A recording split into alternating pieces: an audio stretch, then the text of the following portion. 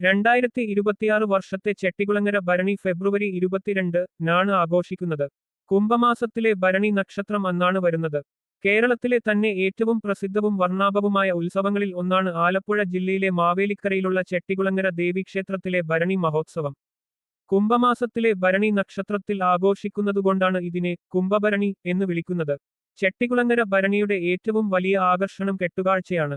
ക്ഷേത്രത്തിന് ചുറ്റുമുള്ള 13 കരകളിൽ നിന്നായി കൂറ്റൻ കുതിരകളും തേര് പ്രഭകളും ഭീമൻ, ഹനുമാൻ തുടങ്ങിയ രൂപങ്ങളും ക്ഷേത്രത്തിലേക്ക് എഴുന്നള്ളിക്കുന്നു.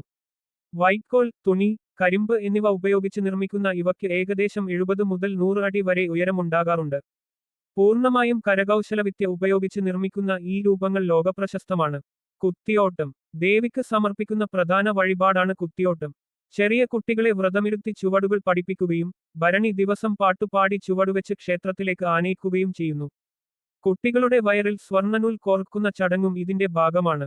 ഭരണിക്ക് മുന്നോടിയായി ക്ഷേത്രത്തിൽ വിപുലമായ ഒരുക്കങ്ങൾ നടക്കും. സാധാരണയായി ശിവരാത്രിക്ക് ശേഷമാണ് കുംഭഭരണി വരുന്നത്.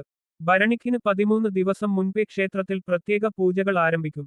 ശിവരാത്രിക്ക് മുൻപേ കരകളിൽ കുത്തിയോട്ടം പഠിപ്പിക്കലും പാട്ടും കുത്തിയോട്ടപ്പാട്ട് സജീവമാകും. അതിരാവിലെ ക്ഷേത്രത്തിലെ ദീപാലങ്കാരങ്ങളും ഭക്തജനത്തിരക്കും കാണേണ്ടതാണ്.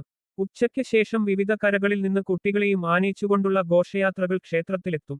വൈകുന്നേരത്തോടെ കൂറ്റൻ കുതിരകളും തേരുകളും ക്ഷേത്രത്തിനു മുന്നിലെ കാഴ്ചക്കണ്ടത്തിൽ നിരക്കുന്നതാണ്. ഭരണിയുടെ അടുത്ത ദിവസം അശ്വതി നാളിൽ ദേവി കൊടുങ്ങല്ലൂരിലേക്ക് പോകുന്നു എന്നാണ് വിശ്വസിക്കപ്പെടുന്നത്. ഓണാട്ടുകരയുടെ സാംസ്കാരിക പൈതൃകം വിളിച്ചോതുന്ന ഈ ഉത്സവം നാട്ടിലെ നാനാതുറകളിലുള്ള ആളുകളെ ഒന്നിപ്പിക്കുന്നു. ഈ വർഷത്തെ ഭരണി 2026 ഫെബ്രുവരി 23 നാണ് ചരിത്രപ്രസിദ്ധമായ ചെട്ടികുളങ്ങര കുംഭഭരണി നടക്കുന്നത്.